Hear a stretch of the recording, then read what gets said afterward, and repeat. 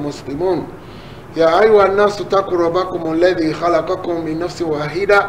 وخلق منها زوجها وبث منهما رجالا كثيرا ونساء واتقوا الله الذي تساءلون به والأرحام إن الله كان عليكم رقيب يا أيها الذين آمنوا اتقوا الله وقولوا قولا سديدا يصلح لكم أعمالكم ويغفر لكم ذنوبكم وما يطع الله ورسوله فقد فاز فوزا عظيما. adúpẹ́ fún sáàtì ramani tó ní káwá ayé tara yé wá tabáwá yìí ta ò lẹ́sìn tani ó kó Olúwa lẹ́jọ́ tabáwá yìí ta ń mutí tani ó kó Olúwa lẹ́jọ́ tabáwá yìí ta ń mugbó tani ó kó Olúwa lẹ́jọ́ abáwá yìí ta ń ṣẹbọ tani ó kó Olúwa lẹ́jọ́. adúpẹ́ fún sáàtì ramani tó ní káwá ayé tara yé wá tábàwá yìí ta ò lẹ́sìn tani ó kó Olúwa lẹ́jọ́. ọlọ́run káwọn àáfàá wa àwọn tó kọ́ wa ní mímọ̀ tó kún kẹ́kẹ́ ọlọ́run káwọn àáfàá wa àwọn tó kọ́ wa ní súnà tó yéyéké. Allahu gayatuna wa rasulu saimuna wa kudwatuna wal qur'ani dusturuna wal jihadu sabiluna wal mautu fi sabilillah asma amanina ولتكن منكم أمة يدعون إلى الخير ويأمرون بالمعروف وينهون عن المنكر وأولئك هم المفلحون. tó Olúwa jọ̀ọ́ bá wa lé kòrónà lọ Olúwa jọ̀ọ́ bá wa lé kòrónà lọ àrùn tí ògbóògùn tó kárí ayé àbẹ́ aláwòrán bá wa lé lọ ó tó bẹ́ẹ̀ o ẹ tó kàn ló mọ̀ kó jẹ́ skáàmù kò ṣe skáàmù rárá torí pé kò kánú àwọn tó súnmọ́ ẹnu fi sọ pé bí skáàmù ni pé bí wọ́n fẹ́ fi gbowó rárá o it's real and we are calling on Almighty Allah to end the pandemic in the shortest time. adúpẹ́ fún Ọlọ́run ọba ọ̀nà ó jẹ́ ká mọ̀ pé èèyàn máa ń dúpẹ́ oore ni torí pé tí ò bá sí bá a ṣe kò ní sí bá a lá. Alhaj Abdulyakin Ọláwálé Bákàrè láti jẹ́ àti bẹ̀rẹ̀ ètò yìí sì close to 12 years. abẹ̀rẹ̀ ní February 14 2008 so gbọ́dọ̀ ṣe calculation di ọjọ́ tìní àbálòdè kan fún wa pé owó àkọ́kọ́ rẹ̀ àjàlá lọ́bẹ̀rẹ̀ ètò yìí torí ẹ̀mí lè gbàgbé wọn nínú ìgbésí ayé mi àti nínú dáwà. Alhaj Abdulyakin Ọlábákàrè bàbá àdínní gbogbo etí ọ̀sà látòkè délẹ̀ ọ̀ràfáàná makana níyà nílẹ̀ alẹ́ àmọ́ mi insha Allah. ọ̀sẹ̀ tó kọjá ní alájà wa rúkà tàbí kẹ́kà sáré màmá náà dúró tì wá láti bàtà ti bẹ̀rẹ̀ náà ni Ọlọ́run kó bá dúró ti gbogbo yín. inú oṣù ọrẹ la wà yìí àwọn àkáǹtì nọ́mbà ni wọ́n gbé wá yẹn so ká bá wa dá sí ètò yìí. Keystone wà ń bẹ First Bank wà ń bẹ no amount is too small or big. Contribute your own little quota for the continuity of this program. You can even pay your zakat through it because we are calling for your beautiful donation because without you and with Almighty Allah permission program will not be able to continue as we expected. So lẹ́ni ìmáàmù náà ń bẹ nílé agbára mo sọ fún ìjẹ́jọ́ náà pé àwọn náà máa wá ní ọ̀sẹ̀ yìí tó bá dọ̀tẹ̀ tó ń bọ̀ ìmáàmù kan sí ọmọ tọ́ṣọ láti Ìjẹ̀dẹ̀ àbí gbogbo rẹ̀ ní àwọn náà máa gbogbo sọ́ọ̀rì àwọn náà máa wá kó tó di pé tó bá di Sunday tó gbẹ̀yìn ààwẹ̀ ìmáàmù àwọn mùsùlùmí ọ̀hún láti lé wá wọ́n máa sọ pé kí ló kàn lẹ́yìn ààwẹ̀. Alhamdulillah tílẹ̀ tẹ̀ ní bá ṣú ààwẹ̀ gbogbo mùsùlùmí àgbáyé ó di 17 so àdẹ̀tí ìmọ̀ ọjọ́ ọdún lẹ̀ bí ò bá jó nífẹ̀ẹ́ nú kò ní mú ọjọ́ ọdún lẹ̀ so Ọlọ́run bá ní ká wá oṣù ká tó bẹ̀rẹ̀ ká wá oṣù tàbá fẹ́ stop. Imam ẹ bá sálámà sí àwọn ará ilé kẹ́lẹ̀ jẹ́ ká mọ́ tẹ́tẹ́ bá a sọ. Bismillah alhamdulillah wa salatu wa salamu ala rasulillah Muhammad bin Abdullah wa ala alihi wa sahbihi wa ala assalamu alaikum wa rahmatullahi wa barakatuh. Wa alaikum assalam wa rahmatullahi wa barakatuh. àwọn àmì apẹẹrẹ ìtàn àtẹ̀kọ́ sínú èyí náà tó adẹ̀sọ ẹjọ́ kó sọ̀rọ̀ ẹ̀yẹ o pé after this corona pandemic if you visit any soothsayer seer fortune teller your stupidity has no equal. tí àjàkálẹ̀ àrùn yìí bá lọ tó bá tún lọ yẹsẹ́ wò ọmọgàn rẹ̀ ò lẹ́gbẹ́ tó ní wọn kúrú ẹlẹ́gbẹ́ tó fi dé so bẹ́ẹ̀ kí ẹ̀kọ́ rí náà sẹ́mọ́ tí wọ́n gbàdúrà kì í ṣàfọ́jú so máa bẹ Ọlọ́run kò lè yẹ kí ni stay safe and continue praying to Almighty Allah. Imam ẹ jẹ́ fi yòókù lé lọ́wọ́. bisimilahi alhamdulilayi wa salatu wa salam ala rasul. ọpẹ́ ni fún Allah subhanahu wa ta'ala ọba tí ó ṣe wá ní mùsùlùmí afẹ́ akọ mùsùlùmí gidi láàárọ̀ yìí ó ti ṣe sọ̀látù ṣubú yìí à ń retí sọ̀látù zuru kí Allah kó fẹ̀mí wálẹ̀ àwa tí ọlọ́run ò fi sínú condition kan àbí kejì àwọn gba nínú àwẹ̀ báyìí àbí alákòókò àwọn ẹni tí ó ṣìnú lẹ́nu èyí tá a ti gbà sẹ́yìn kí Allah kó gbà ní ìbádà lọ́wọ́ èyí tó kù tá a fẹ́ gbà kí Allah kó jọ kó má ṣe ṣíjú àánú wa àtọ̀rọ̀ ìkẹ́ àtìgẹ̀ fún aṣíwájú ànábì Muhammad sallallahu alaihi wasallam lẹ́ẹ̀kan sí akí àwọn afáwà mẹ́rọ ọlọ́run má ṣe járe wọn pẹ́ iṣẹ́ ọlọ́run tí wọ́n gbé dání ọlọ́run má jẹ́ sú wọn ọlọ́run jẹ́ wọn bá ibi tó lérè gbogbo bí wọ́n ṣe ń ṣe kí Allah kó bá fi sínú mizan hasanati ibi tó wá lẹ́sàn jù náà ní jọ́ngbẹ̀dẹ̀ alkiyama ọlọ́run jẹ́ kan bá ń bí ọlọ́run kó má ṣiṣẹ́ wọn níṣẹ́ tí àwọn kan wà lọ dúró tí wọ́n máa lọ gba iṣẹ́ wọn lọ́wọ́ wọn ọlọ́run kó má ṣe ṣíjú àánú wa akí gbogbo alẹ́ kan sí gbogbo ara lé ẹ̀rí kí n kọ́kọ́ gbé láti ibi tí àwọn àmì ìrọ̀ adákẹ́ sí tán sọ dé lẹ́ẹ̀kan nípa ọ̀rọ̀ coronavirus òótọ́ ni o jàmá kò ṣẹlẹ̀ àìtí ìbẹ̀rẹ̀ sí kú sójú títì ní abọ́lọ́hùn kó má jà rí rẹ̀ àwọn Amẹ́ríkà mọ̀ báyìí over 70,000 èèyàn ló ti kú báyìí Cuba the same thing Spain Italy àti bẹ́ẹ̀ bẹ́ẹ̀ lọ àbí Allah subhanahu wa ta'ala kó jọ kó má ṣe bá wa ká kúrò ẹ̀kejì lórí ọ̀rọ̀ coronavirus ẹjọ́ mo fẹ́ bẹ̀ wá wàláhì ọmọ ogun ọlọ́run ni o ọlọ́run sọ náà al-Qur'an al-Karim ọlọ́run wa ma ya'lamu junuda rabbika illa hu ọmọ ogun ọlọ́run kò sẹ́ni tó mọ̀ ọlọ́run lòún mọ̀ eléyìí is one test of time ni Allah ló gbé wá lágbájá kan tàmẹ̀dù kan kò lè ṣeé ṣe àfi tí Allah bá yọ̀ǹda ẹ̀ tó bó ṣe wá dé ẹ má jà bú o ànábì kan kọ̀ fún wa nígbà táwọn sàbẹ̀ ń ṣe àárẹ̀ kan àárẹ̀ ẹ̀bà wọ́n bẹ̀rẹ̀ sí gbọ́ ànábì ní ẹ má bú o ọmọ ogun ọlọ́run ni ẹbí ọlọ́run kó kúrò ẹ̀rí ṣùgbọ́n ọ̀pọ̀lọpọ̀ àwọn àfáìsì àwọn olùmọ̀gbà tí wọ́n jókòó tí wọ́n wo ọ̀rọ̀ wọn ni tí kìíní ìfi yọ wá báyìí ẹ̀ṣẹ̀ wa ló pọ̀ ẹ̀rí ẹ wá wo nǹkan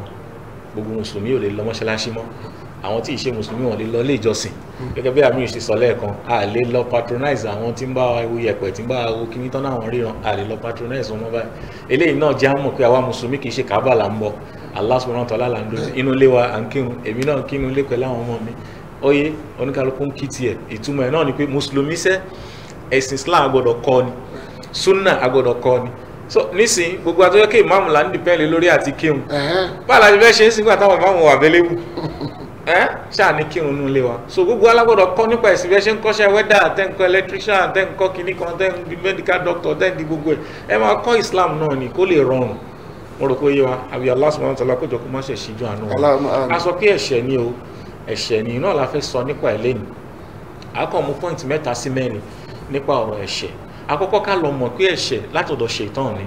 ẹ̀rí àwọn kan máa ń dá ọ̀rọ̀ kan wá ní gbogbo dáradára látọ̀dọ̀ Ọlọ́run gbogbo aburú látọ̀dọ̀ ṣètán ni pé wọ́n ní ikú gan pàápàá pé ṣètán ló ń fa ikú rárá o Allah ló dá gbogbo ẹ̀ alladhi khalaqal mawta wal hayata liyabluwakum ayyukum ahsanu amala kálọ̀ wẹ̀ ń tó fẹ́ ṣiṣẹ́ rẹ ni ìgbà tí corona dé sí gbogbo wa tó máa sọ fún ẹ fọwọ́ yín o ànábì ní ẹ fọwọ́ yín o kẹ tó jẹ o tẹ bá rè so ẹ fọwọ́ kẹ tó ṣe gbogbo à ń take for granted ìgbà tí corona dé sí a kò bẹ̀rẹ̀ sí fọwọ́ lọ ni à ń fọwọ́ lẹ́ẹ̀mẹ́wàá là ń lo sanitizer là ń protect ara wa là ń ṣe ẹ̀mí àtàmì ìrùbá ṣe súnmọ́ra wa tó ẹ̀wà tó ń bomú fúnra wa àbẹ́rẹ́ rí nǹkan báyìí àbí Ọlọ́run Allah subhanahu wa ta'ala kó jọ kó má ṣe ṣíjú àánú wa ẹ̀ṣẹ̀ ní látọ̀dọ̀ ṣètán ni kí ni ẹ̀rí wa tá bá padà sínú suratu Maryam aya 44 kí Ọlọ́run Allah sọ Ọlọ́run ní inna shaytana kana lirrahmani asiya kéèyàn máa ṣẹ̀ kéèyàn máa hùwà ẹ̀ṣẹ̀ ìwà ẹ̀ṣẹ̀ ṣètán ni olórí ẹ̀ so quality ṣètán téèyàn fi ń dá ṣètán mọ̀ ní ẹ̀ṣẹ̀ so téèyàn bá ti ń wúwa ẹ̀ṣẹ̀ ó ti ń di kíni o ọmọ ogun ṣètán ló ti ń di ṣètán ni tí ṣètán tó fi lè fèsì Ọlọ́run tó sọ fún Ọlọ́run pé tọ́lọ́run ní pé ara ìtaka ara ìtaka orí Ọlọ́run ti ríra ẹ wo ọ̀rọ̀ tó sọ fún Ọlọ́run Allah subhanahu wa ta'ala ṣètán ẹrú ayé gbé ó tún sọ fún Ọlọ́run pé ana khayrun minhu khalaqtahu min turabin wa khalaqtani min nar ó tá láti yẹ̀pẹ̀ ó dáhùn láti ná ó sọ bẹ́ẹ̀ níwájú Ọlọ́run Allah subhanahu wa ta'ala lẹ́yìn náà nígbà tó tún ṣe tán tó yẹ kó tiẹ̀ tọrọ àforíjì kó tún tọrọ àforíjì ó tún sọ fọ́lọ́run pé Ọlọ́run fẹ́ bèèrè nǹkan lọ́wọ́ ó ní kíni fàdúrà ilẹ̀ ayé òun yorùbá fún un má pa mí dọjọ́ ń gbé dàlí kíámù. wọ́n torí àwọn tó ti ṣiṣẹ́ bí lóyún. wá lóun á ṣì wọ́n lọ́nà so gbogbo ẹni tó bá ti ń wù ẹ̀ṣẹ̀ ọmọ ogun ṣètán ni ó ti tẹ̀lé ṣètán quality ṣètán ló mú dání ẹ bá rí ọmọ kan tó bá wù kan ní bàbá ẹ̀ lójọ tẹ bá rí ọmọ kan tó bá wù kan ní ìyá ẹ̀ lójọ téèyàn bá ti ń wù ẹ̀ṣẹ̀ ṣètán lójọ ẹ̀rí níbòmíì Ọlọ́run sọ ní suratul Baqara aya 168 kí lọ́lọ́run sọ ó ní wala tattabi'u khutuwati shaytan ẹ má tẹ̀lé ojú ọ̀nà ṣètán inna shaytana lakum aduwwun mubin ọ̀tá yín ni o we just have to understand that pé ṣètàn ọ̀tá wa ni so tá bá ti rí ṣètàn lọ́tá wa a ní fẹ́ tẹ̀lé ojú ọ̀nà ẹ̀ lára ojú ẹ̀ òun náà ní ẹ̀ṣẹ̀ ọlọ́run Allah subhanahu wa tẹ̀síwájú ó ní innama ya'murukum bis-su'i wal-fahsha ṣètàn ló máa pè yín síbi ìwà ìbàjẹ́ yóò máa pè yín síbi ẹ̀ṣẹ̀ ohun tí ò da ni ṣètàn máa sọ pé ó da ẹ̀rí ohun tí ò da ni ṣètàn máa sọ pé ó da òun ló paramount jù ú sìn tí àfa kan bá bọ̀ tá a sì pé ọlọ́run ní kẹ́ má ṣe léyìí ọlọ́run ní kẹ́ má ṣe léyìí gbogbo àní gbọ́ ẹ̀rí ẹwà àwọn èèyàn bọ́ ṣe jùlẹ̀ ọtí lẹ̀ subhanallah iṣẹ́ ogun òrí kọ́sítọ́mù so gbogbo àwọn nǹkan burúkú yìí gbogbo ẹ̀ la gbéjù sílẹ̀ nítorí pé kíni nítorí pé ṣèitán olórí òun lọ̀gẹ́ ló mọ̀ máa pè wọ́n síbi àwọn ọba burúkú yẹn wọ́n tẹ́ kó Allahi ma la ta'lamun láwọn máa fi sọ nípa ọlọ́run ọlọ́run mọ̀ ń wo kankan lórí Facebook orí social media ó gbàgbàkúgbà àfa àkọ́kọ́ lọ́ má ṣe bá túnṣe gbàtà àfa yẹn máa sọ̀rọ̀ ó ní àwọn àfa ńláńlá wà lórí ìkàlẹ̀ mo rò pé wọ́n á ní kó ṣe program kan àbọ̀ ní kó ṣe nǹkan kan ní wọ́n á ní òun kọ́kọ́ kí ọlọ́run náà bẹ́ẹ̀ ni olóhùn kọ́kọ́ kí ọlọ́run ó ní pé ọlọ́run bá máa bínú kó bínú olóhùn kọ́kọ́ kí ọlọ́run náà àwọn ò mọ ọlọ́run àwọn bàbá táwọn mọ̀ rí táwọn bá mọ̀ subhanallah ẹ wo ẹ̀ṣẹ̀ la taqulu ala Allahi ma la ta'lamun ń tẹ́ mọ̀ nípa Allah abẹ̀rẹ̀ sí sọ ó náà lọ́rọ̀ coronavirus yìí ẹ máa sọ pé àwọn kan ló lọ gbé wá ìjọba fẹ́ fi lówó ní kíní kan èlò mélòó ló fẹ́ fi lówó mistake tá a ṣe ni pé àtẹ̀lé ọ̀rọ̀ Ọlọ́run àtẹ̀lé tó ṣẹlẹ̀ ànábì Muhammad ká ní pé ńgbà tí plague yìí ṣẹlẹ̀ àwọn ará China ò gbà kẹ́lòmíì wọlé wọn ò dẹ̀ gbà káwọn ará China náà bọ́ta wallahi ààrẹ yóò ti stop tipẹ́tipẹ́ torí ó ṣẹlẹ̀ láyé ànábì Muhammad sallam ó ṣẹlẹ̀ láyé àwọn sahaba ẹ̀rí ó ṣẹlẹ̀ láyé Umar àtètè ti bọ́dà yẹ ká ti ti bọ́dà tó wáyé kó ti ti bọ́dà ni kò ní dààmú wa Nàìjíríà ọkọ̀ ọjọ́ bá dé lóyìnbó wọn lè ti dé bẹ́ẹ̀ ni ẹ̀wọ̀n nǹkan kọ́lọ́n alákòjọ kó má ṣẹ̀ṣẹ̀ wá ń pariwo ìjọba ò fún wa lóúnjẹ àwọn ìlú tó kù àwọn ń san tax ẹ̀rí àwọn tẹ́ ẹ̀rí tí wọ́n gbowó lamẹ́ríkà tó gbowó ní UK evidence of tax yẹn ló máa fi gbóúnjẹ evidence of tax ibi báyìí èyí tó yẹ ká kó fún àwọn ìjọba ká san tax àwọn ọmọ dìrìbù àwọn ọmọ gbọ̀nà rẹ àwọn tá à ń kó fún náà ni wọ́n ń pariwo pé wọ́n ṣí ilé oúnjẹ wọ́n ṣí báǹkì wọ́n ṣí ilé ìjọsìn torí wọn mọ iye táwọn máa pa lọ́sẹ̀ọ̀sẹ̀ ẹ̀wọ̀n èyí tó ti wọlé báyìí àwọn àǹfẹ̀mí àwọn èèyàn ṣeré tó bá máa ṣẹlẹ̀ ṣèbórí pẹpẹ làwọn máa dúró sí kò lè kàn àwọn nísìn gbogbo handkerchief gbogbo àmì òróró gbogbo tẹ̀sùbá tó ní hangi pé kí wọ́n máa protect yín coronavirus pẹ̀lú bẹ́ẹ̀ ṣe ṣe tó ẹ̀ lè lé coronavirus lọ àbí ọlọ́run alákòjọ máa ṣe ṣíjú àánú wa lábẹ́ àwọn àmì téèyàn fi mọ̀ pé ẹ̀ṣẹ̀ tí ń bẹ lára èèyàn ti dẹlẹ́ṣẹ̀ àtàrọ̀ dùnú lára òun náà ní pé ní àkọ́kọ́ hurman min nuril ilm ìmọ̀ nípa ọlọ́run ìmọ́lẹ̀ ọlọ́run yẹn kò ní wọkàn nítàn ìkan náà wà fáwọn sọ oníṣe yá ní láyé jùmọ̀ rẹ̀ nǹkan méjì ò ní pàdé lára ọmọdé yẹn nurullahi wa dhulmu shaitan ìmọ́lẹ̀ ọlọ́run tó bá ti wà lára ẹ̀ shaitan ò ní wọlé oye tí èèyàn bá dẹ̀ tí wá jẹ́ pé ẹlẹ́ṣẹ̀ tọkàn ẹ̀ fi lé hadith kan wá látọ̀dọ̀ Ànábì wa Muhammad sallallahu alaihi wasallam ó ní ọmọdé yẹn máa ṣe ẹ̀ṣẹ̀ wọ́n á dẹ̀ máa drop dot black sọ́kàn ẹ̀ báyìí títí yóò fi kọ́ àwọn ọkàn ẹ̀ yóò wá lé dọ́ yìí kàn ọkàn yóò wá lé ẹ pé kò sí ohun tẹ́lẹ̀ sọ fún báyìí kò ní wọ́ọ̀rì kò ní bìkítà ẹ̀rí ọmọ ìkan tó ṣe wòlímọ̀ láìpẹ́ ló wá dẹni tó ń mu gbó tó gbé dàda sórí ó tún sọ fáwọn ẹ̀kọ́ òun ń gbà wẹ̀ kó má fi ìdí ránṣẹ́ sóhun kó má fi kìíní kan ránṣẹ́ sóhun ọmọdé yẹn ni torí pé ṣètọ́n wà lọ́kàn ẹ̀ oye òun àti ṣètọ́n aláṣẹ ìkejì ṣètọ́n lòun bó ṣe wà yẹn so a gbọ́dọ̀ jìnnà sí oye ìmọ́lẹ̀ ọlọ́run kò ní wọ ọkàn èèyàn ìkan náà àfa onímọ̀ ó ní fa'inna al-ilma nurun min ilahi ẹ̀rí ìmọ́lẹ̀ nurun min ilahi ìmọ́lẹ̀ látọ̀dọ̀ al-ilm ìmọ́lẹ̀ ni látọ̀dọ̀ ọlọ́run bá Allah subhanahu wa ta'ala wa nurullahi la yahdi al-'asi ẹ̀rí ìmọ́lẹ̀ ọlọ́run ẹlẹ́ṣẹ̀ kò ní fi mọ̀nà ìmọ́lẹ̀ ọlọ́run ní fi irú ẹni bẹ́ẹ̀ mọ̀nà ẹ̀rí ẹlẹ́ẹ̀kejì tí a tún wò òun náà ni shu'uru bi wahsha fil qalb ẹni tí ẹ̀ṣẹ̀ bá ti ń pọ̀ ọkàn ẹ̀ máa dàbí ọkàn burúkú kò ní ronú nípa ọlọ́run kò ní bìkítà mọ́ ẹ̀rí tó máa sọ pé I don't care ẹrẹ lómi tó máa sọ̀rọ̀ nínú ọ̀rọ̀ ẹgbẹ́ àfà tó ń ṣe wáàsí tó ní ibi táwọn bá ṣe ọlọ́run dé tọ́lọ́run bá ju àwọn báyìí àwọn kò kọjá náà àwọn láǹtì sínú àlùjánnà Masha Allah tabarakallah ṣèbí nígbà tó bá dé di ATM tó fẹ́ gba 10,000 tó kù lákàntì nígbà tó bá ṣe nọ́mbà tẹ̀ ṣèbí yóò bá fún ẹ 1 million naira bí bẹ́ẹ̀ náà ni kò jẹ́ ká wò níwájú ọlọ́run Allah subhanahu wa ta'ala ẹlẹ́ẹ̀kẹta nítorí àsìkò wa òun náà ni hurmani min rizqi wal iftiqar hurmani min rizqi wal iftiqar ẹni tó bá jẹ́ ẹlẹ́ṣẹ̀ tẹ́ṣẹ̀ ti wà lára ẹni àrísìkí ẹ̀ máa dínkù òṣì á máa ta ẹ̀rí àrísìkì a máa dínkù òṣì a máa ta díẹ̀díẹ̀ àrísìkì a máa wálẹ̀ ẹ̀rẹ́ tó bá jẹ́ pé ọlọ́tí ni yóò kàn máa fowó yẹn mọ́ tí yóò máa lọlẹ̀ díẹ̀ ẹ̀tọ́ wáyé kó ní zìnà ni yóò máa gbóṣẹ́ máa ṣe zìnà lọ́tún ó máa ṣe lósì yóò máa náwó kìíní a máa wálẹ̀ àbí kó gbé àárẹ̀ kan táàrí yẹn máa gba kìíní yẹn lọ́wọ́ ẹ̀ díẹ̀ ẹ̀rí kí ni ẹ̀rí wa Allah subhanahu wa ta'ala sọ́nà al-Qur'an ní wa man yattaqillaha yaj'al lahu makhrajan wa yarzuqhu min haythu la yahtasib ẹ tó bá páyà ọlọ́run náà alánà fún ẹ̀rí wa yarzuqhu min haythu la yahtasib ibi tí òró kan rí sí ọlọ́run máa ṣe fún wallahi ẹlòmíì lè ní owó kó kún 3-story building kó 4-story building kò ní ìfọ̀kànbalẹ̀ nígbà tó yẹ pé wọn àti ṣètán ni wọ́n jọ ń ṣe ẹlòmíì dẹ̀rẹ̀ kò ní nǹkan kan ṣùgbọ́n tó bá fẹ́ gbọ́ bùkátà Allah bá bí ẹ nítorí kó kí ni ó páyà Allah subhanahu wa ta'ala èló náà bí ní lákàntì bẹ́ẹ̀ tó fẹ́ ṣiṣẹ́ ìsìn ọlọ́run rán tí ìbájẹ́pọ̀ ọlọ́run fẹ́ kó rọrùn ọlọ́run ṣe máa lọ gbé Khadija wá tì ẹni tó ti bímọ méjì rí ọlọ́run wá gbé wá tì ó dẹ̀ support ẹ̀ ẹwà àwọn tó support ṣẹlẹ̀ ànábì Muhammad sallallahu Usman Abubakar Abdurrahman bin Awf ó kúrò ní Maka ó lọ Medina ó tún wá di ọlọ́lá tó wá di olówó tó fi ràn ẹ̀sìn lọ́wọ́ àwọn àfáà súnà àwọn àfáà tó déédéé tí ò ní aburú lọ́wọ́ ẹ̀rí kọ́ lọ́wọ́ máa ràn wọ́n lẹ́ máa bèrè kí báwọn náà ṣe ń ṣe ní àbálágbájá àfáà náà ti ra mọ́tò pẹ̀lú gbogbo jálàbí pẹ̀lú gbogbo ẹ̀ náà kò tí ì tó náà ni nítorí pé ẹ̀ṣẹ̀ pẹ̀lú ẹ̀ṣẹ̀ ẹni tó sọ pé òun fẹ́ báyàn ṣe nǹkan òun fẹ́ báyàn ṣùgbọ́n àrísìkí kó lè máa tà ó ní àwọn fẹ́ lu ẹlẹ́dẹ̀ subhanallah ẹ máa rí èèyàn tí ó máa lọ mú pààtì ara èèyàn torí tá a bá fẹ́ jẹ èèyàn àkọ́kọ́ jẹ èèyàn náà ṣé ọlọ́run máa àrísìkí wa láti bí eléyìí aburú lélẹ́yìí a gbọ́dọ̀ jìnnà sí o ẹ̀rí ẹlẹ́kẹ̀rin hurman min fi'li ta'a ṣẹ́rí gbogbo nǹkan tó bá ti jẹ́ nǹkan dáadáa ìtẹ̀lé tọ́lọ́run gbọ́ràn sí ọlọ́run èèyàn nífẹ̀ẹ́ rí ṣe bí ká jí lóru ká ṣe náfìlà bí kan ní ó yá ká fẹ́ lọ kírun a ní ẹwẹ́ lọ kí màá lọ báyìí kódà àwọn aburú débi kan máa sọ pé ta ló fẹ́ kírun fún wa wọn ni Amir Ajala ló fẹ́ kírun sura ńlá Amir Ajala máa ń ka o ká lọ jẹ́ pé ìmáàmù Shehu Laula ni òun yẹn ni màá sáré bá wọn kírun wọn nítorí kí ló ní Amir yẹn sura àwọn máa ń ka sura tó gùn wọn máa observe gbogbo etiquette orí irun gbogbo ètò tó yẹ ká fún àwọn ẹ má wọlé wọn bá lásìràkà ẹ̀ṣẹ̀ ti wà lọ́kàn ní oníjẹ kó so mọ́ àwọn eléyìí tó bá ní kó ṣàánú ìyàwó pé kóun ṣàánú ta ni kí ni problem wọn àti ẹ̀ òun ò kíà torí pé kí ni ẹ̀ṣẹ̀ tó wà ní ọkàn ẹ̀rí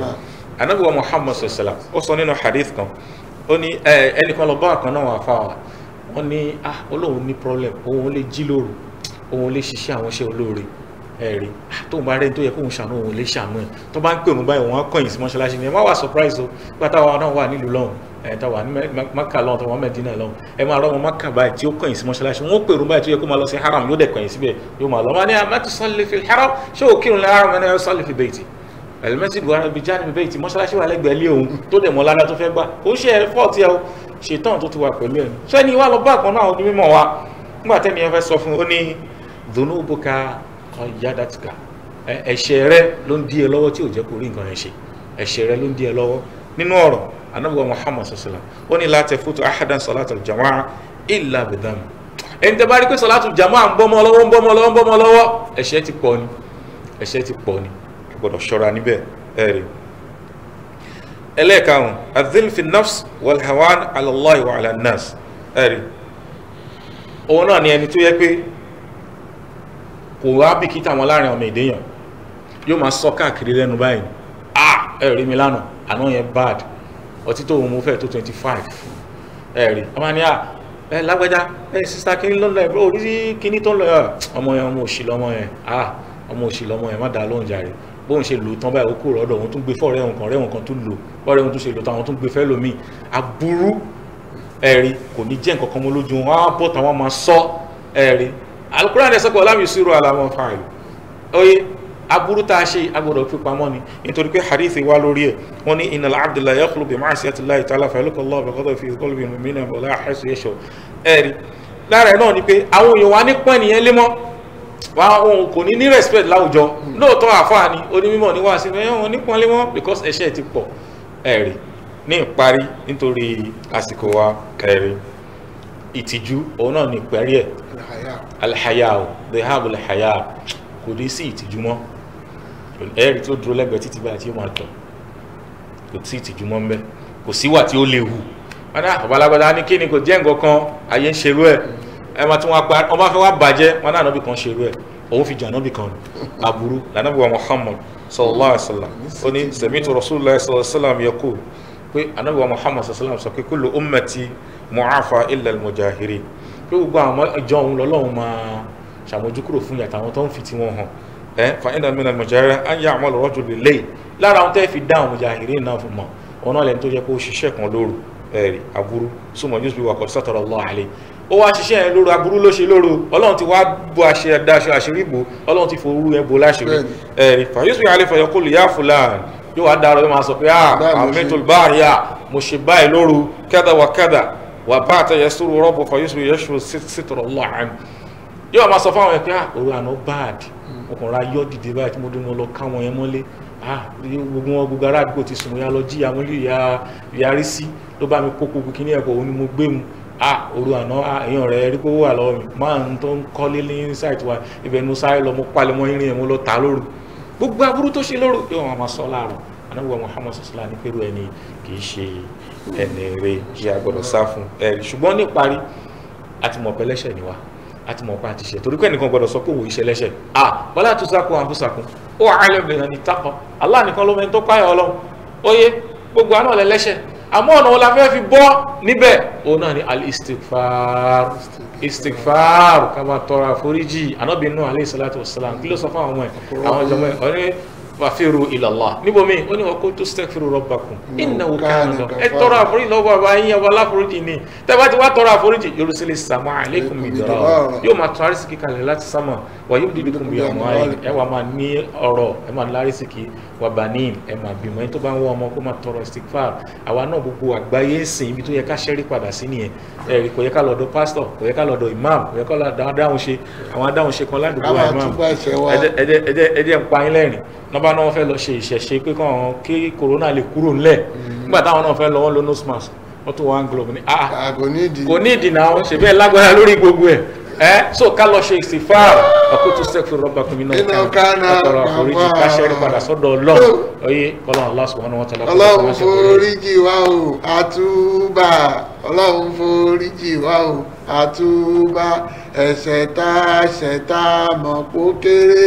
èyí tá mọ̀ kó tóbi ẹ̀ṣẹ̀ kan ò kéré lọ́dọ̀ Allahu Ọlọ́run foríjì wa o àtúbà. Imam Hasan Basri wọ́n tẹ́ bá bàbá pé ẹ fẹ́ bímọ a ní kí n máa tọrọ àforíjì lọ́wọ́ sọ pé òjò rọ̀ a ní máa tọrọ àforíjì ẹ bá pọ̀ wọ́n yín ṣe àwọn bàbá gbogbo ẹ̀ náà ni àforíjì níbẹ̀ ni ó wá máyà tí ẹ mú wá yẹn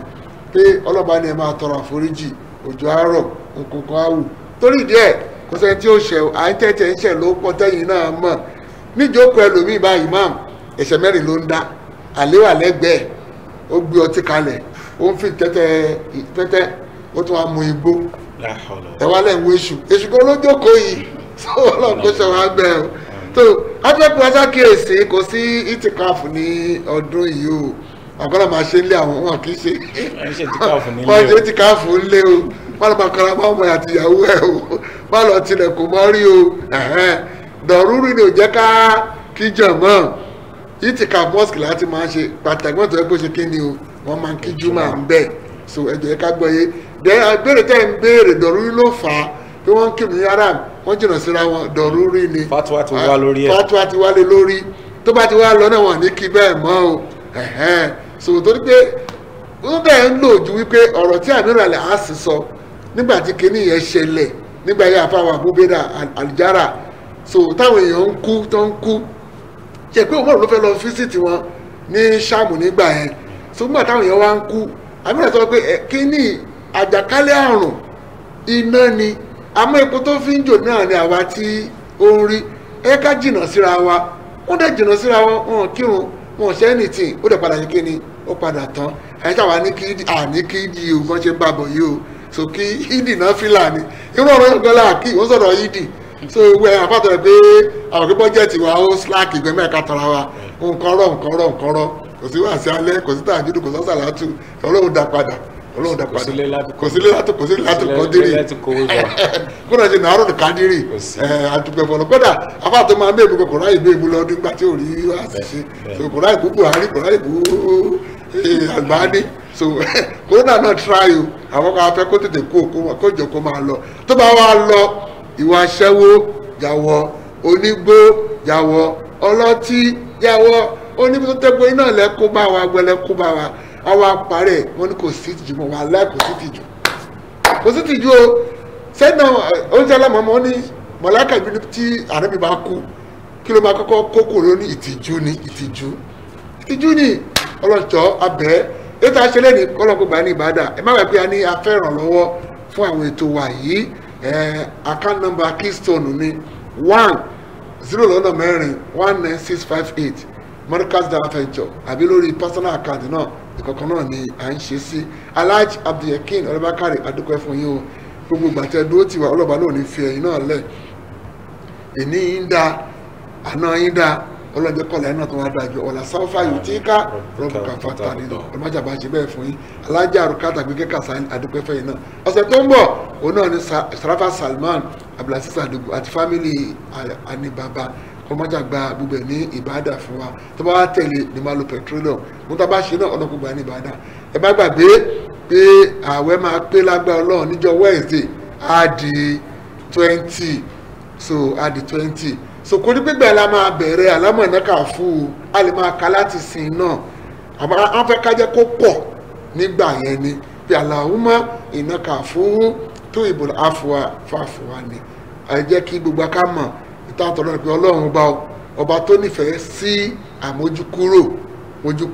fún mi so abẹ́ ọlọ́mọ gbọ́dọ̀ àmójúkúrò fún àwọn ìjọba Dr. Muritada Gbadé Kábúsàrè mo dúpẹ́ fún yín fáǹfààní tẹ fún ẹmú mi kò ní sálẹ̀ èkó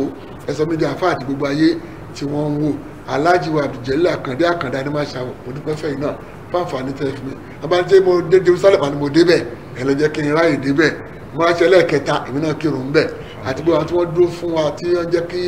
iṣẹ́ tá a fẹ́ gbé dání àmì náà gbógun nígbà táwọn kìrìtì ń bá ajá sálẹ̀ kọ̀ọ̀kan náà ló dúró tiwa akẹ́kọ̀ọ́ Alájà Mariam Olúwatóyìn Ìbílọ́lá mo dúpẹ́ fún ẹ mo dúpẹ́ fún àdúgbò ọmọ mi náà àdúgbò ọmọ jọmọ́ náà àwọn náà làwa wà lẹ́ni àti fún alọ́jọ́ méje ọjọ́ méje lọ́jà lá máa kú ọjọ́ méje àtẹ̀káyọ ọjọ́ méje tí tán ti fún wa àmọ́ tó pé aláníyàn dáadáa ẹnìkan pè wá lánàá lórí rédíò pé wà tá a ṣe lánàá yan ilé òun gbọ́ngàn la ṣe wá sí bá ó dẹ̀ dúpẹ́ lórí Metro 97.7 a máa ń bẹ̀ ní 4:15 dàgbọ́n every morning la máa wà ń bẹ̀ so tẹ bá dẹ̀ lọ sí Facebook tẹ bá tẹ Metro 97.7 live ẹ máa rí wa wọ́n máa ń show ẹ̀ live so ọlọ́mọdé àdúró ti gbogbo wa àdúgbò lọ́jọ́ tèmi lọ́sẹ̀ tó ń bọ̀ ẹ̀ka pàdé Imam Kọ́sí Mọ́mọ́tọ́ṣọ́ wọn máa wá dá wa lẹ́kọ̀ọ́ ọlọ́run pàfi lè ṣe àṣemọ́ fún wa àtàwa àtẹ̀yìn jẹ́ ká bá ànábì wọlé ọlá jẹ́ ká bá wọ ilé ọlá àtọ̀rọ̀ ọlọ́dọ̀ ọlọ́run àrùn kòrónà yìí bàkàkó kan wà báyìí kan tá a mọ̀ àwọn àbí ọlọ́ba Nàìjíríà jẹ́ kó tóró wọ́n tá a jẹ gbèsè lẹ́yìn kòrónà ọlọ́ba wa sán ọ̀rọ̀ Mẹ́kà wọ́n ní 2 weeks táwọn máa sán pẹ́ tọ́lọ́pàá ní ká lọ ló máa jẹ́ dáadáa já lọ pẹ́pẹ́ máa já burú já jókòó Nàìjíríà wa Káàbà òkú òǹbẹ ọlọ́ba ti mọ ohun tó dáa ètò ìdáni kọ́lọ̀ ṣe fún abáni ó wá sọ Mẹ́kà sórí ibú tá a bá lọ limanistata ilé ìṣẹ̀bí ni so ètò ìdáni kọ́ bá jẹ́ kíni kó jẹ́ kọ́ tẹ́kì ìṣẹ̀lẹ̀ lórí subhana rabbika rabbil izzati amma yasifun wa salamun ala al-mursalin walhamdulillahi rabbil alamin. أشهد أن لا إله إلا الله وأشهد أن محمدا رسول الله. Assalamu alaikum gbogbo mùsùlùmí gẹ́gẹ́ bá a ṣe mọ̀ wípé díẹ̀díẹ̀ ládìẹ ń díẹ̀ kálíbà wa ṣe hajj rọrùn lọ́dún tó ń bọ̀ níléeṣẹ́ hajj Masrur ṣe sílẹ̀kùn àǹfààní san díẹ̀díẹ̀ fún gbogbo ẹni tó jàrán kan Mákà Mádínà ẹkú tí mo ti wà níléeṣẹ́ hajj Masrur wípé bá a ti wí là ṣe ìtọ́jú tó gáyàtà fáwọn alálàájì wa ilégbé rọrùn ní Mákà àti Mádínà ọkọ̀ lọ́yẹ lóòrèkóòrè síárà ọ̀fẹ́ pẹ̀lú àwọn àfa onímọ̀ oúnjẹ tó dóṣù lẹ́ẹ̀mejì lójúmọ́ fáwọn tó sanwó ẹ̀. ilé ìgbé tó jọjú ní Mẹ́kà òun Mẹ̀dínà. mélòó la fẹ́ kàlẹ́ yà dípèlé ẹ wá gbọ́ o. umrah Ramadan 2020 May 10 lágbéra tá a sì padà dé ní May 25 ká tó wá ṣe hajj ní July 20 sí August 10. ẹ̀yà lọ fowókọ́lẹ̀ ní hajj Masrur tó wà ní Ajadilawa Central Mosque number 24 Tokunbo Street Lagos Island tàbí kẹ́ ẹ pé Amir Komorudin Ajala sórí 08023364653. ẹni tó mọ̀nà ló yẹ ká tẹ̀lé hajj Masrur làwọn bá lọ.